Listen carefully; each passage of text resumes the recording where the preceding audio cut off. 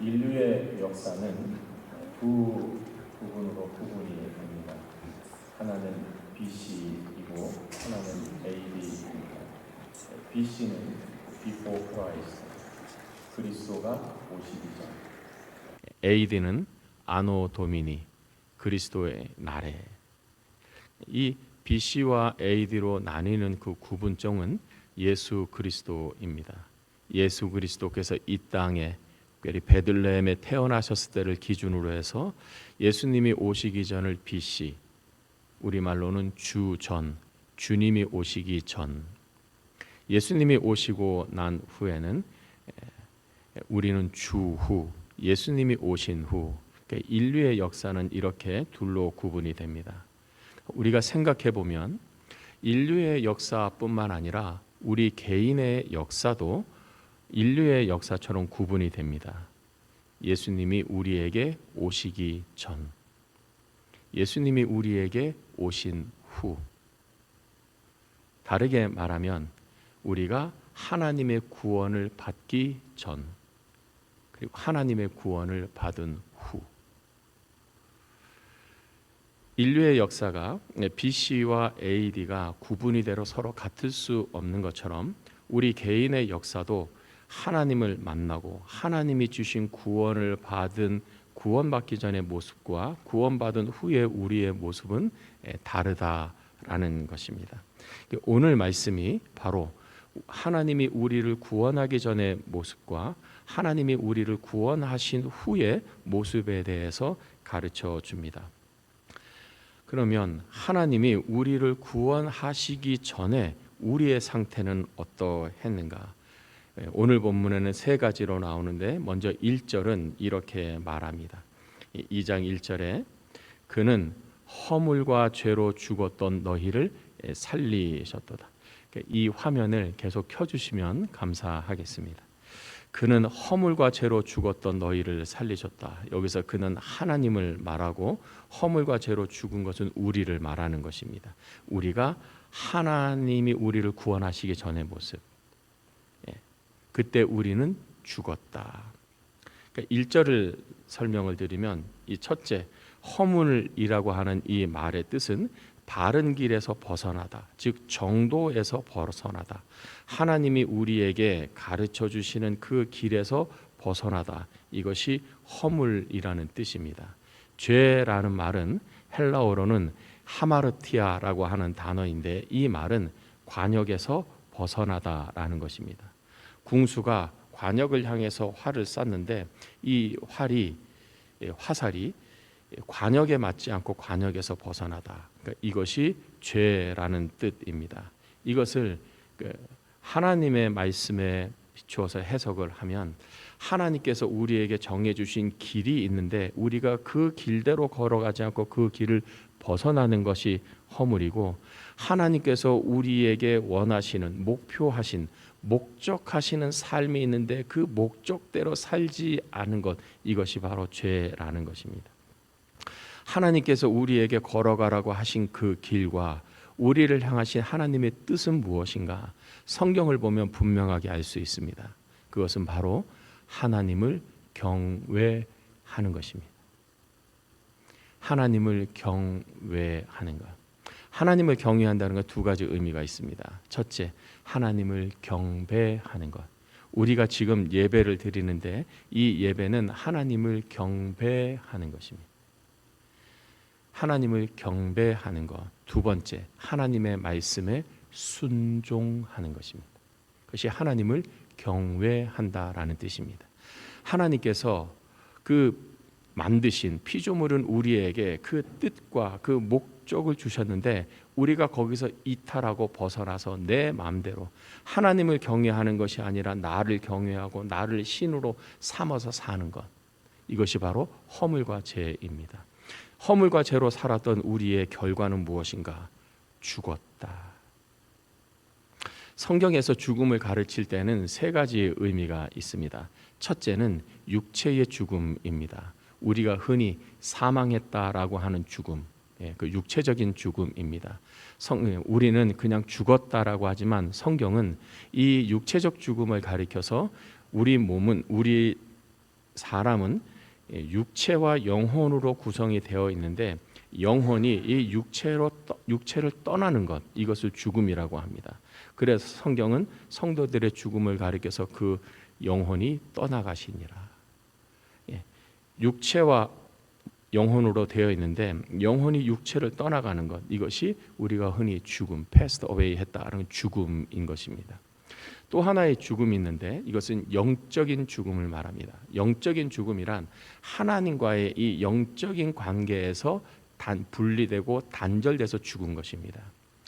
우리가 성경을 읽어보면 성경의 처음 책을 읽을 때 만나는 하나님이 있습니다. 태초에 하나님이 천지를 창조하시니라. 하나님이 천지를 창조하셨다. 근데 우리가 이것을 생각해 보면 태초에 하나님이 천지를 창조하시기 전에 하나님이 어떤지를 알 수 있습니다. 하나님이 천지를 창조하셨다면 이분은 살아계신 하나님이시다. 하나님이 살아계신다는 것은 하나님이 생명을 가지셨다. 근데 하나님은 생명이신 하나님이신데 하나님의 생명과 우리의 생명은 구분이 됩니다. 우리의 생명은 시작과 끝이 있습니다. 출생과 사망이 있습니다. 출생함으로 생명이 시작되고 사망함으로 생명이 끝이 나는 것이죠. 그런데 하나님의 생명이신 하나님은 시작과 끝이 없습니다. 그래서 이것을 성경은 영원하신 하나님이라고 말합니다. 하나님은 생명이 있는데 영원한 생명을 가지신 하나님, 그래서 영생이신 하나님입니다. 근데 우리가 죄와 허물 때문에 이 하나님으로부터 분리가 되었고 떨어져 나간 것입니다. 하나님께 붙어 있어야만 계속해서 하나님으로부터 생명을 공급받는데 우리가 허물하고 죄를 지었기 때문에 하나님으로부터 분리가 되어서 하나님의 생명을 받을 수 없는 상태가 되어서 죽고 말았다. 마치 나무가 땅에서 그 뿌리가 뽑혀서 흙으로부터 땅으로부터 수분을 공급받지 못해서 죽은 것처럼 우리가 하나님으로부터 떨어져서 하나님의 생명을 공급받지 못함으로 죽었다라는 것입니다. 또는 물고기가 물 안에 있어야 계속해서 그 물 안에 있음으로써 살아갈 수 있는데 물고기가 물 바깥으로 나옴으로 더 이상 공급받지 못하러 죽은 것처럼 하나님으로부터 떨어져서 영원한 생명이신 하나님으로부터 떨어져서 우리가 죽었다. 떨어지게 된 그 이유가 무엇이냐? 우리의 허물과 죄 때문에라는 것입니다. 우리는 죄 때문에 하나님으로부터 분리되는 죽음을 죽었다. 여기서 죽었다는 것은 영적으로 죽었다라는 것입니다. 세 번째 것은 제가 다음에 말씀드리겠습니다. 그냥 그 용어만 말씀드리면 영원한 죽음입니다. Eternal death, 영원한 죽음. 성경에는 이 세 가지를 말하고 있습니다. 우리는 하나님이 우리를 구원하시기 전에 어떤 상태였는가? 우리가 지은 죄와 허물 때문에 우리는 하나님에 대하여 죽은, 영적으로 분리돼서 생명을 공급받지 못하고 죽은 자였다라는 것입니다. 두 번째, 하나님이 우리를 구원하시기 전에 우리의 상태는 무엇인가? 2절에 나옵니다. 2절을 우리 다 같이 한 번 더 읽겠습니다. 2절 시작. 그때에 너희는 그 가운데서 행하여 이 세상 풍조를 따르고 공중의 권세 잡은 자를 따랐으니 곧 지금 불순종의 아들들 가운데서 역사하는 영이라. 그때는 우리의 허물과 죄로 죽었던 그때에 너희는 그 가운데서 행하여, 허물과 죄 가운데서 행하여 이 세상 풍조를 따르고 공중의 권세 잡은 자를 따랐다. 근데 이 공중의 권세 잡은 자는 누구인가? 곧 지금 불순종의 아들들 가운데서 역사하는 영이라. 우리가 2절을 생각해 보면 이 공중의 권세 잡은 자가 누구라는 것을 우리가 알 수 있습니다. 첫째, 이 공중의 권세 잡은 자는 영이라는 것을 알 수 있습니다. 영. 우리와 같은 육체를 가진 존재가 아니라 영적인 존재다라는 것을 알 수 있습니다. 두 번째, 이 공중의 권세 잡은 자가 하는 일이 무엇인가? 곧 지금 불순종의 아들들 가운데서 역사하는, 불순종하는 사람들, 하나님의 뜻과 하나님의 계명에 불순종하는 사람들 가운데서 역사하는, 여기서 우리는 공중의 권세 잡은 자가 하는 일이 무엇인 것을 알게 됩니다.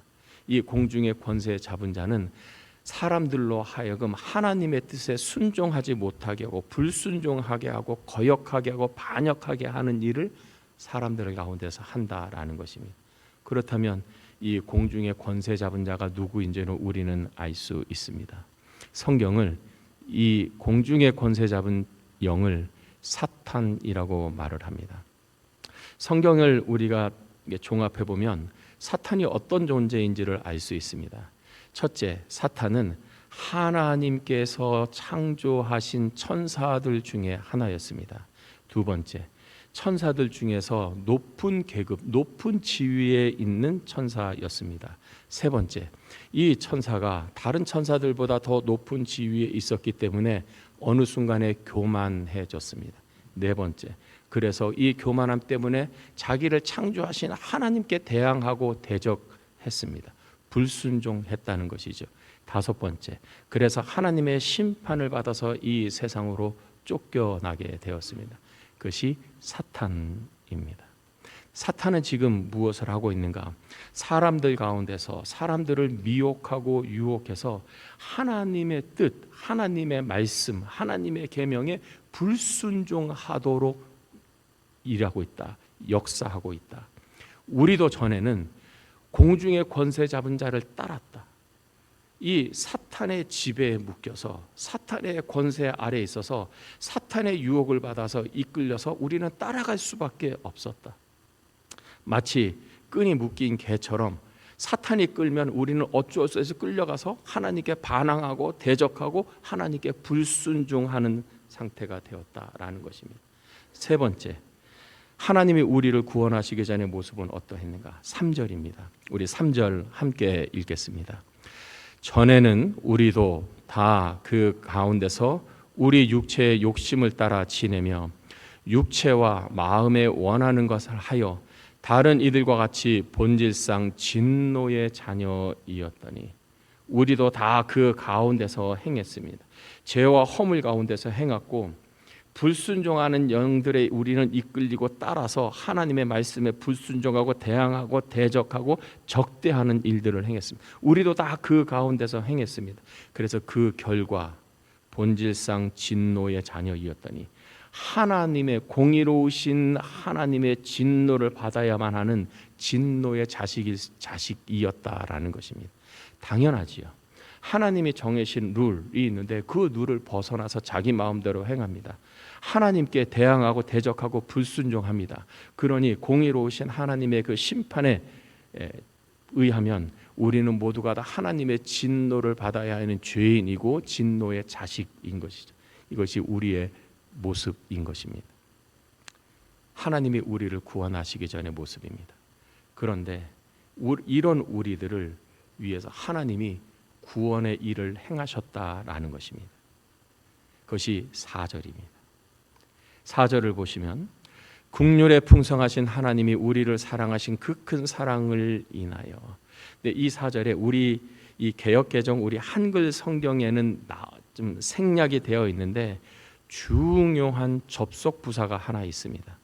3절 끝부분하고 연결하면 이 접속 부사가 무엇인지를 우리가 어느 정도 간파할 수 있습니다. 3절 후반을 보시면 다른 이들과 같이 본질상 진노의 자녀이었더니 긍휼이 풍성하신 하나님이 우리를 사랑하신 그 사랑을 인하여. 여기에 뭐가 들어갔을 것 같습니까?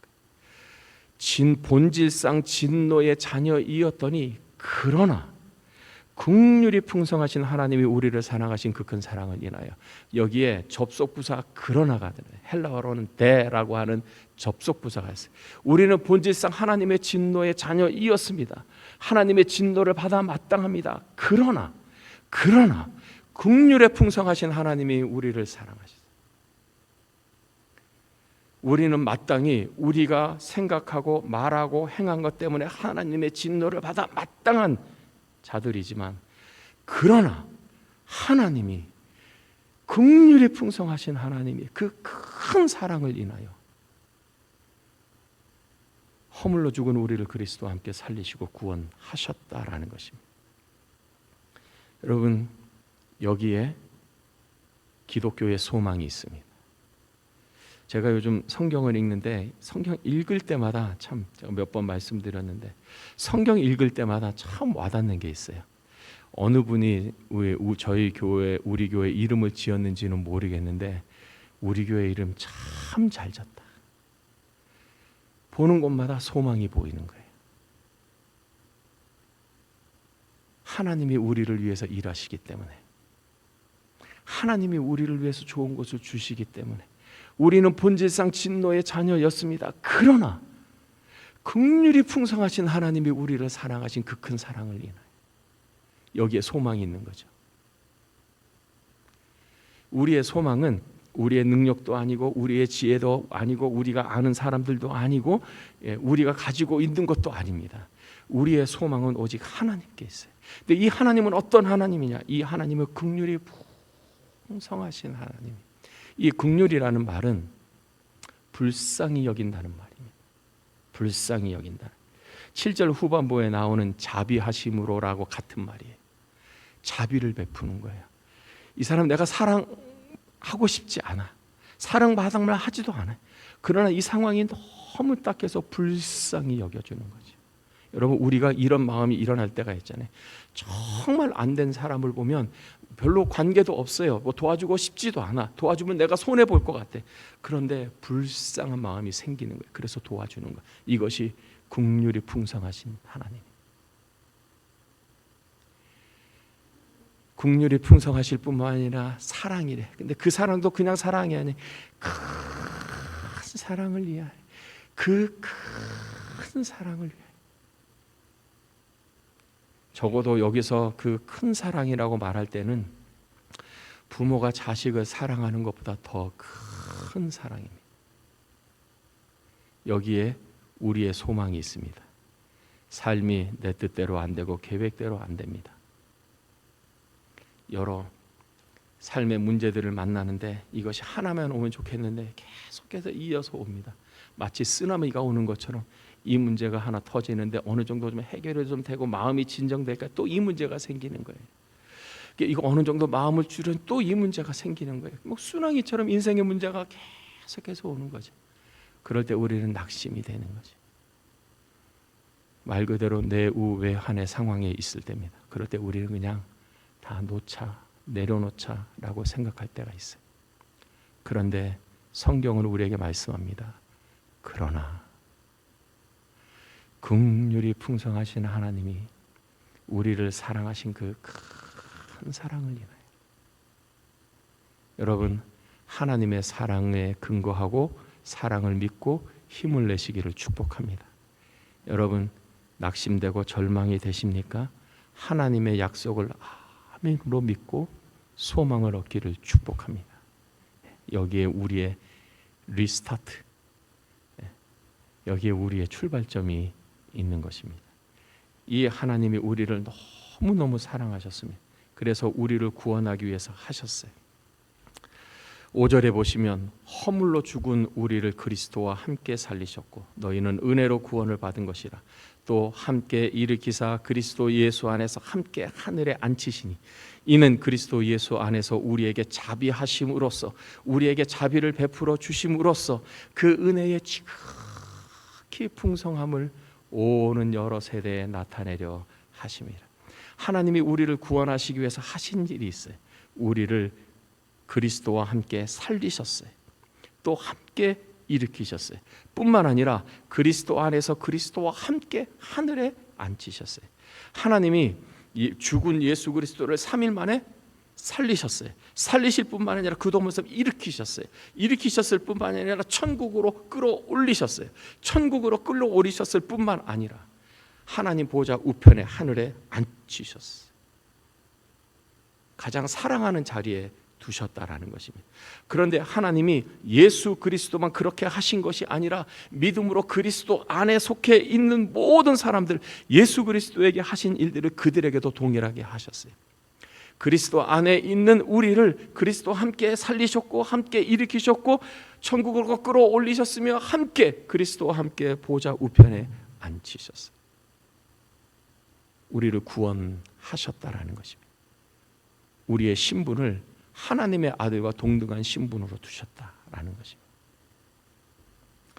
하나님이 하신 일입니다. 우리는 지금 하늘에 있는 자입니다. 아니, 목사님, 우리 땅에 있는데 무슨 하늘? 하나님이 우리를 예수님과 함께 앉히셨어요. 그것이 우리의 지금 현재의 신분입니다. 하나님은 이렇게 우리를 구원하셨습니다. 죄와 허물로 죽은 우리를 살리셨고, 공중의 권세 잡은 자를 물리치시고 우리를 순종의 아들로 받아주셨고, 진노의 자녀가 우리를 축복의 자녀로 만들어 주셨습니다. 이 모든 것들이 다 하나님께서 다 하셨어요. 그래서 너희는 은혜로 구원을 얻은 것이라. 은혜는 다른 말로 하면 선물인 것입니다. 너희는 하나님의 선물로, 거저 주시는 선물로 구원받았다라는 것입니다. 그렇다면 우리는 무엇을 해야 하는가? 첫째, 그리스도와 함께 죽어야 합니다. 하나님이 살리시려면 죽어야 합니다. 죽음이 전제가 됩니다. 죽지 않은데 살릴 수는 없습니다. 죽어야 합니다. 예수님이 하신 일과 하나님이 하신 일이 구분이 됩니다. 예수님은 십자가에 못 박혀 죽었습니다. 예수님이 십자가에 못 박혀 죽었어요. 그건 예수님이 하신 일이에요. 하나님은 죽은 예수를 살리셨어요. 동일하게 우리가 죽으면, 예수님과 함께 십자가에 못 박혀 죽으면 하나님이 예수님을 살리신 것처럼 우리를 죽음 가운데서 살리시는 것입니다. 그러므로 우리가 해야 할 일은 우리는 그리스도와 함께 죽는 것입니다. 여러분, 국민교육 헌장이라는 것이 있죠. 그리스도인의 헌장이 있습니다. 저는 그것이 갈라디아 2장 20절이라고 저는 믿습니다. 내가 그리스도와 함께 십자가에 못 박혔나니 그런즉 이제는 내가 사는 것이 아니오 오직 내 안에 그리스도께서 사신 것이라. 이제 내가 육체 가운데 사는 것은 나를 사랑하사 나를 위하여 자기 몸을 버리신 그리스도와 믿는 믿음 안에서 사는 것이니. 첫 번째, 내가 그리스도와 함께 십자가에 못 박혀 죽어요. 내가 그리스도와 함께 십자가에 못 박혀 죽으면 그리스도와 함께 삽니다. 그러면 내가 그리스도와 함께 십자가에 못 박혀 죽는다는 것은 무엇입니까? 내가 무엇을 그리스도와 함께 십자가에 못 박혀 죽어야 합니까? 그리스도 예수의 사람은 육체와 함께 그 정욕과 탐심을 십자가에 못 박아냅니다. 우리가 예수님처럼 진짜 실제로 나무 십자가에 우리의 몸이 달려서 몹시가 바뀌고 가시관에 쓰이고 피를 철철 흘리고 죽는다는 뜻이 결코 아닌 것을 다 아시리라 믿습니다. 내가 그리스도와 함께 죽는다는 것은 내 욕심과 탐심과 내 정욕이 십자가에 못 박혀 죽는 거예요. 다르게 말하면 이기심, 자기 만족주의, 자기 충족하는 것. 그러면 우리는 어떻게 그리스도와 함께 죽을 수 있습니까? 그리스도와 함께 살고 싶은데, 그리스도와 함께 일으키고 그리스도와 함께 하나님 보좌 우편에 앉고 싶은데, 그러면 나는 어떻게 그리스도와 함께 죽을 수 있습니까? 방법이 있습니다. 하나님께 말씀드리십시오. 여러분, 저를 한번 따라해 주십시오. 나는 그리스도와 함께 죽었습니다. 그리스도와 함께 십자가에 못 박혔습니다. 그러므로 나의 주인은 그리스도입니다. 하나님께 말씀드리는 거예요. 나는 그리스도와 함께 십자가에 못 박혀 죽었습니다. 이제는 내가 사는 것이 아니오 내 안에 그리스도께서 사시는 것입니다. 여러분, 얼마나 안전하고 평안합니까? 인생으로만, 우리가 인생을 차를 타고 가는 것으로 말하면, 우리가 이 고백을 하고 우리 인생의 핸들을 예수님께 맡기면 예수님이 우리의 오토파일럿이 되는 거예요. 장기간 내가 운전하면 피곤하지요. 그러나 나는 조수석에 있든지 뒷자리에 있든지 예수님이 운전하시면 나는 피곤하지 않아요. 평안하지요. 주위의 경치 관광하면서 갈 수 있지요. 안전합니다. 내가 그리스도와 함께 십자가 못 박여 죽었습니다. 그러므로 나의 인생의 주인은 예수님입니다 라고 고백하기를 바랍니다. 주님이, 하나님이, 우리의 입에 귀를 기울이시는 하나님이 여러분의 그 고백을 귀하게 받을 것입니다. 그리고 그리스도로 죽은 자 가운데서 살리신 것처럼 하나님이 여러분을 죽은 자 가운데 살리고 일으키고 하나님 보좌 우편에 둘 것입니다. 두 번째 우리가 해야 할 일, 그리스도 안에 머물러 있으십시오. 하나님이 우리를 구원하셨는데 어떻게 구원하셨는가? 5절을 다시 한번 보시면 허물로 죽은 우리를 그리스도와 함께 살리셨고, 허물로 우리가 죽었는데 죽은 우리를 우리만 살린 것이 아니라 그리스도와 함께 살렸어요. 6절에 보면 또 함께 일으키사 우리를 그리스도와 함께 일으켰어요.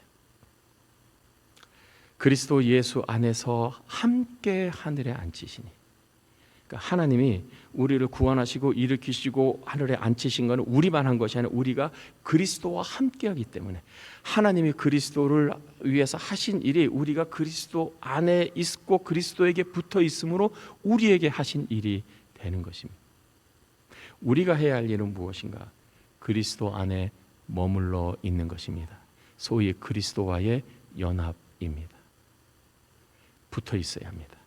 예수님이 요한복음 15장에서 우리 인생의 매우 중요한 생명의 원리를 말씀하셨습니다. 나는 포도나무고 너희는 가지다. 포도나무 가지가 포도나무에 붙어 있으면 열매를 많이 맺지만 포도나무 이 가지가 포도나무에서 떨어져 나가면 열매를 맺지 못하고 죽을 것이다. 예수님 말씀이 이거죠. 나는 생명의 나무다. 나에게 붙어 있으면 너희가 생명의 열매를 얻을 것이지만 너희가 나로부터 떨어져 나가면 너는 열매는커녕 죽을 것이다. 예수님의 의도, 목적은 이것입니다. 그러므로 내게 붙어 있으라. 우리는 예수님께 붙어 있어야 합니다. 그럼 어떻게 예수님께 붙어 있습니까? 우리는 성경은 우리가 예수님께 붙어 있는 방법을 너무나 친절하게 자세하게 가르쳐 주셨습니다. 그것은 바로 예배입니다. 우리가 지금 예배를 드리는 것이죠. 또 개인적으로 성경을 읽고 기도하는 것입니다.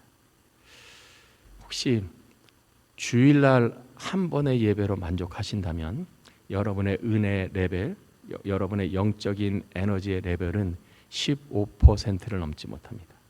14점 얼마 정도가 돼요. 주일날 한 번의 예배를 드리고 그것으로 일주일을 보낸다면 여러분의 은혜의 레벨, 영적인 레벨은 15%를 넘지 못합니다. 우리가 전화기를 사용해도 15%가 되면 충전을 시켜야 하는 것이죠. 주일 예배 한 번으로는 턱없이 부족하다는 거예요. 왜? 우리가 하나님께 예배를 드림으로 하나님께 붙어 있어야 하는가? 그리스도와 함께 연합해야 하는가? 우리가 그리스도와 연합할 때는 하나님의 생명이 우리에게 들어오고 하나님의 은혜가 우리에게 들어오는데 은혜가 부족하거나 은혜가 고갈되면 나타나는 현상 때문에 그렇습니다. 우리에게 은혜가 부족하다, 우리에게 영적인 에너지가 우리에게 부족하다, 영적인 파워가 우리에게 부족하면 나타나는 현상이 있습니다. 불만족, 불만인 거예요. 삶이 만족스럽지 못해요.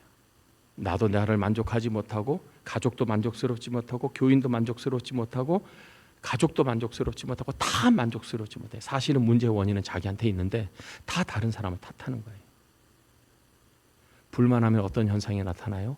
불평하게 되죠. 다른 사람 탓하고요, 짜증을 내고요, 신경질 내고요, 화내고요, 분노하고요, 폭력적으로 변해요. 비관적으로 부정적으로 변하는 것입니다. 왜?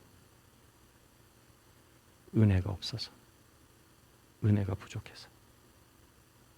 근데 우리가 은혜를 충만할 때 경험 다 해보셨을 테니까 은혜가 충만할 때는 어떤지 알아요. 문제가 있고 고민이 있고 다른 사람, 나한테 어떤 사람이 좀 심한 말하고 상처되는 말, 자존심 상하는 말을 해도 툴툴 털어버릴 수 있는 힘이 생기는 거예요. 왜? 내 인생 지가 주관하나? 하나님이 내 인생 주관하지. 그 사람이 뭘 대단하다고 툴툴 털어버릴 수 있는 거예요. 그것이 영적인 파워입니다. 그것이 은혜의 힘인 거예요. 은혜의 힘이 떨어지면 사람들 말 한마디가 그렇게 가시처럼 걸려요. 소화시킬 만한 은혜가 없기 때문에 그렇습니다. 그리스도 안에 연합하는 것입니다. 그리스도에게 꼭 붙어 있습니다. 그리스도가 나를 밀어내려고 애를 써도 안 입에서 저는 가게 할 수 없습니다. 바지가랑이라도 붙잡고 예수님께 붙어 있어야 합니다. 그러면 생명의 역사가, 은혜의 역사가 일어납니다. 세 번째, 우리는 무엇을 해야 하는가? 하늘을 보고 사십시오. 우리의 믿음의 신분은, 영적인 신분은 하나님 보좌에 있어요. 하늘에 있는 것입니다. 그 하늘에서 땅을 내려보며, 우리를 내려보면서 인생을 사는 것입니다. 여러분, 비행기를 탈 때 우리가 다 경험하죠. 비행기가 이제 이륙을 해서 점점 올라가면 우리는 거의 본능적으로 창밖을 보게 되죠. 창밖을 보면서 느끼는 것은, 야, 저렇게 컸던 것이 점점 작아지네. 자동차도 작아지고 건물도 작아지고, 와, 저 건물이 큰 건물인데 땅에서 봤을 때 저 건물이 되게 작으네. 우리가 하늘로 올라가면 올라갈수록 다 작아지는 거예요.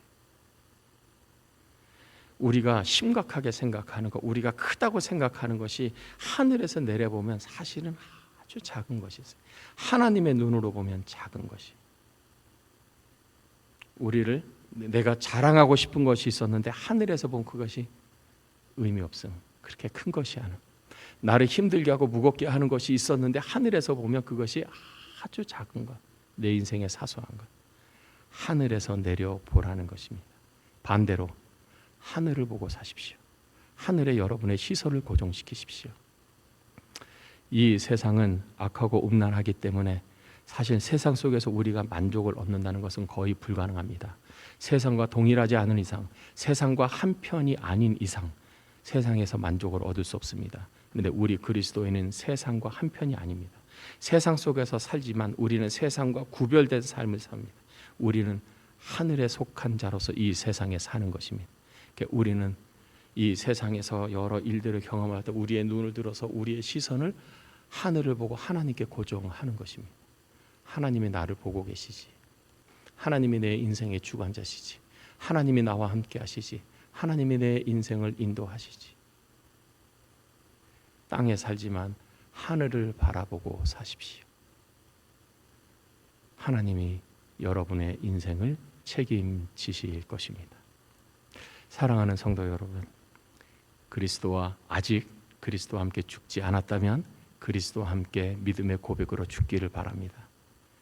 뿐만 아니라 매일매일 그리스도 안에 머물러 있기를 바랍니다.